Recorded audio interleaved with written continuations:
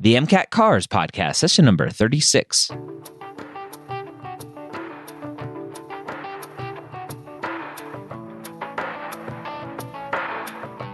The Cars section of the MCAT gives thousands of pre-meds nightmares every night. Whether you're an ESL student, lack confidence while reading, or a slow reader like me, Jack Westin and the medical school headquarters are here to help you score higher in every section so you can be confident you're ready to get the MCAT score of your dreams. Welcome to the MCAT Cars podcast. My name is Dr. Ryan Gray, and in this podcast, we were going to help you with your cars skills, your reading comprehension skills, which will then translate to every other part of the MCAT to hopefully maximize your MCAT score. If this podcast has been helping you, I would love to hear from you. Just shoot me a DM on Instagram. I am at Medical School HQ.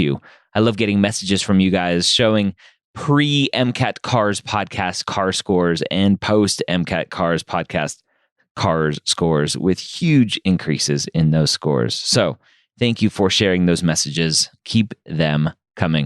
We have another great podcast for you today, so let's go ahead and jump in. Jack Westin back for some more MCAT Cars podcasts in the universe that we are in. Do you think there's an MCAT Cars podcast in another universe? I'm sure. Sure. I mean, if you believe in that multiverse idea, then why not? Yeah. Hopefully they're just as good looking as we are on radio, on the podcast. I was just thinking that. Or at least have good voices, right? There you go. That's all you need for a podcast. Better voices than us, right? Maybe we can substitute them in. I have new audio equipment that was just delivered, so hopefully I'll have a better voice next time. Okay. We'll see. All right. Hopefully the passage we have today is easier than the one we had last week, because my brain is still a little bit scrambled from that. Yeah, I mean, like I said, if the topic is not interesting, like universes, right? If you're not like an astronomy major, you're not going to care about this stuff usually, right? But you might have those students who like the Discovery Channel and like learning about the universe who doesn't. It's going to be challenging, right? And it's talking about it in a way that we don't care about usually, right? We don't think about comprehending the universe. We don't think about the different ways that we can think about the universe. So it makes it challenging to think about or read.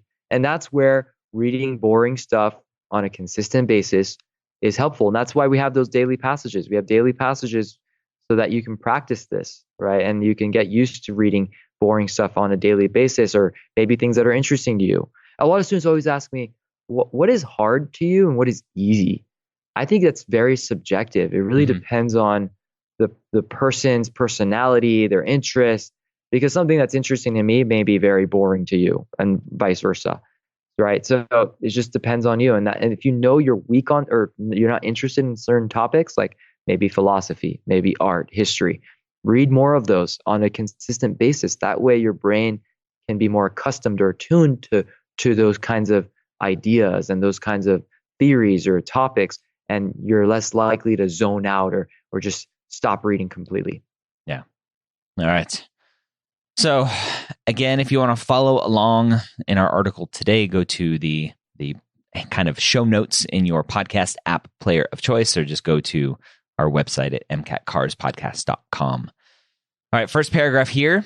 When I close my eyes and think of a word, I picture that word in Gotham. Ooh, all right.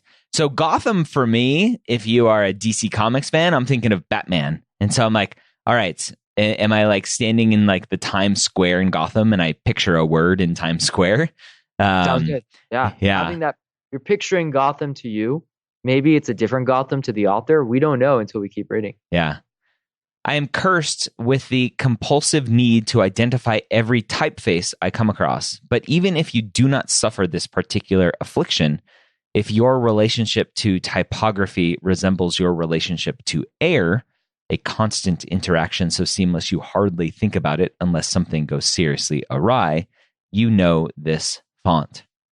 All right. So not Gotham the city, but Gotham the font is what the author is saying here, picturing a word in the font of Gotham.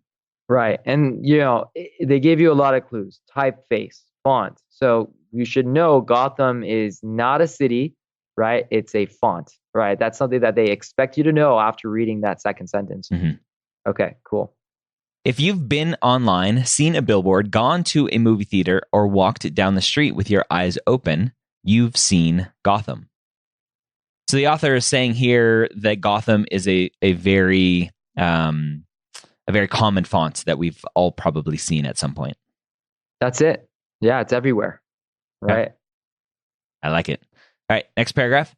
Gotham is a typeface first designed in 2000 for GQ and released for public use in 2002. So GQ here is italicized. If you don't know, it's a magazine, but it's not really important. So it was designed for something and then released to the public a couple years later. Ryan, weren't you on GQ magazine? One day I will be. Yeah. Yeah. Well, what's interesting about this, guys, is that you may not know a single thing about fonts, right? But now we know that fonts get introduced. They create fonts, right? Like fonts, people pay for fonts. Isn't that crazy? Lots of money. Yeah, and people their sole job is creating fonts. I that was crazy to me when I realized that, right?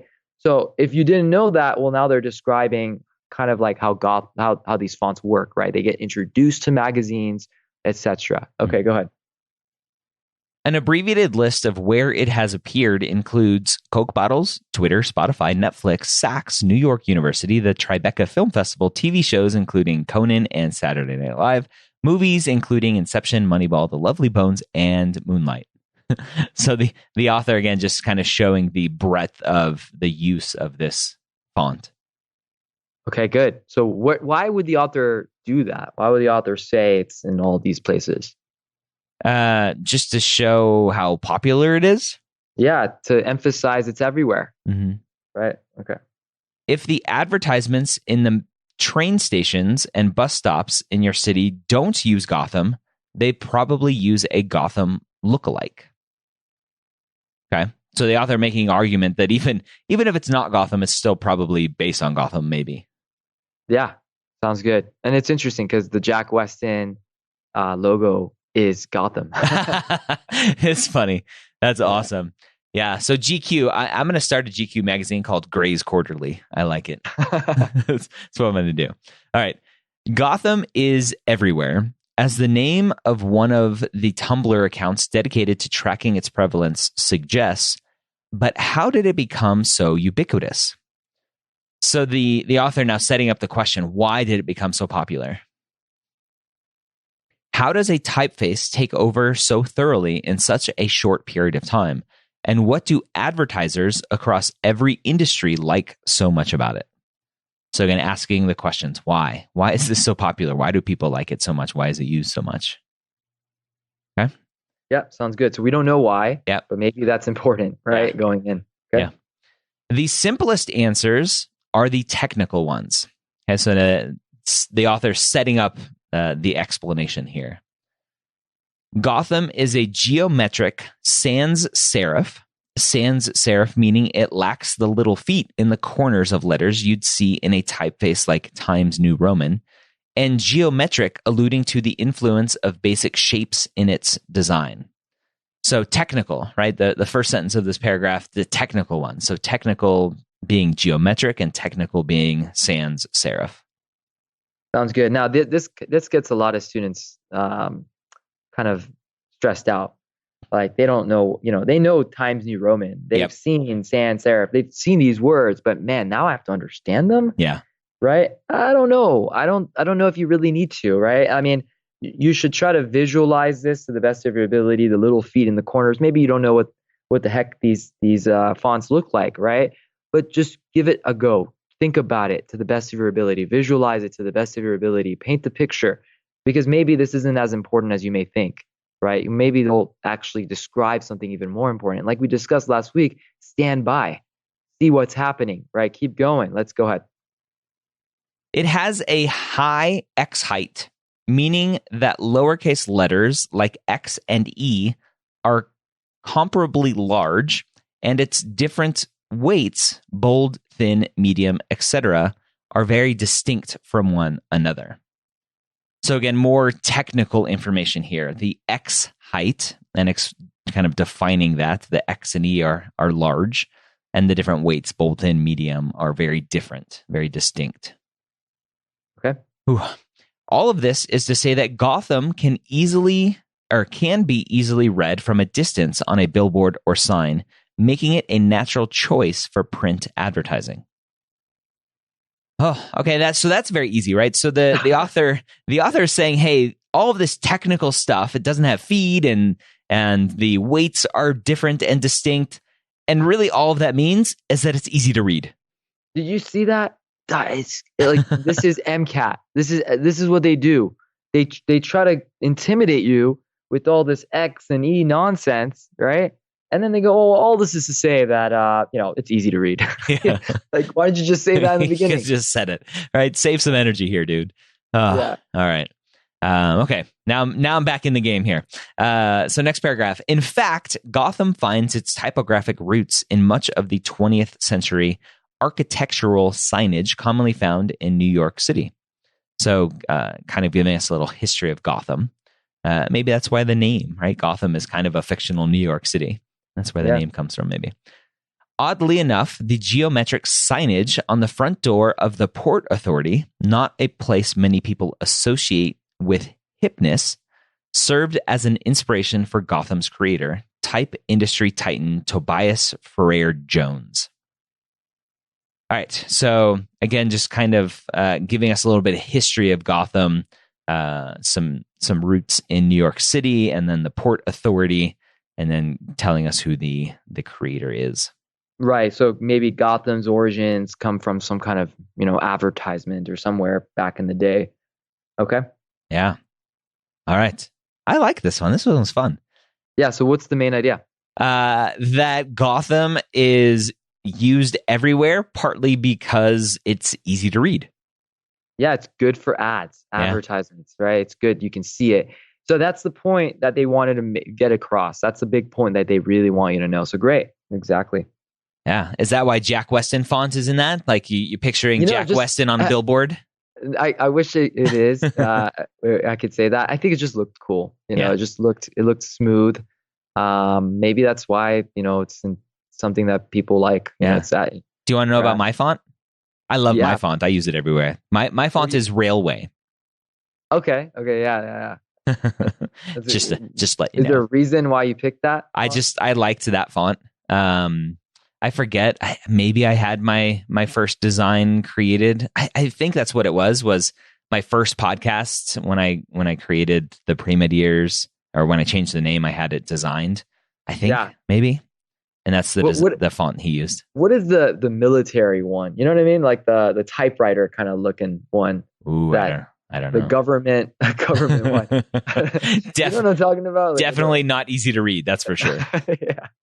Oh. Yeah, and then you have that fine print. I wonder what the fine print is always. What kind of font that is. So an article like this, Jack, a lot of people will say, "Oh, this was a pretty easy passage to read. I'm going to get clobbered with the questions." Right? What do you say to that? Yeah, you will be. Yeah. So a lot of students will know that it's all about Gotham font and it's everywhere, but a lot of students may not understand why it's everywhere because they said it in such a subtle way at the end of a paragraph, where if you got so tied up on all that stupid technical stuff, right, you may have lost the point that they were trying to make to begin with, right? The point that it's easy to read. It's just naturally good for advertisements. And the whole thing is going to, like, they'll present a question about like, oh, suppose that they had this advertisement and it was hard to read, right? And then students will go, when do we talk about advertisements being hard to read? And the questions will be based on knowing Gotham is easy to read, right? So maybe it's not Gotham, right? It's less likely to be Gotham, right? So they'll do those kinds of questions. So you have to be very careful with what you're reading and make sure you understand the points that they're making. All right, so there you have it. Gotham everywhere. What are you going to do, Batman? All right. I hope this was helpful for you. If you want more help with your CARS score, if you want more free help, go to jackwestin.com, sign up for his CARS passages every day in your email inbox. I get them in my inbox. You should too. They're free and they are awesome. Again, jackwestin.com, sign up for his free daily CARS passages right to your email inbox. I hope you have a great week. We'll see you next time here on the MCAT Cars podcast.